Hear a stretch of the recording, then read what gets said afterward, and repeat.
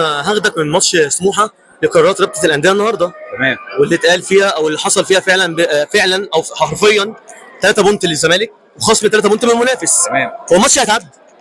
والله ده عايشين في وهم الناس دي، والله مش عارف، مش عايشين معانا ولا ايه، انا مش فاهمهم يعني وهم، يعني يتعاد ايه وبتاع ايه والمشكله كمان انت بتقابل الاهلاويه وحتى الناس زمايلنا وبتاع في الشارع والكلام ده، يعني لدرجه ان انا خلاص صدقت، انت فاهم اللي هو والله العظيم اللي هو انا بقيت ايه، هو بجد يا جماعه يتعادل، هو انتوا مجانين يا جماعه يعني الناس، لا يعني عايشين في وهم فظيع، وهم لا طبعا مفيش الكلام ده، مفيش الكلام ده، مفيش في لائحه زي ما احنا اتطبق علينا السنه اللي فاتت، ولما جينا انسحبنا واتطبق علينا ان احنا اتخصم مننا 3 نقط وبعد كده في اخر قانون يا فندم، قانون لائحه وتمشي على الكل، يعني معلش يعني ما الناس كلها زي بعض والناس كلها سواسيه، مفيش حاجه اسمها كده يعني. وهو معلش هو الماتش لو اتعاد هو فكرك احنا هنروح يعني، هنحط مثلا لو هم في دماغهم وهنمشي مع خيالهم يعني الماتش اتعاد، احنا الزمالك هيروح يلعب الماتش اكيد. هو الزمالك الماتش بتاع الاهلي هيتعاد ولا لا؟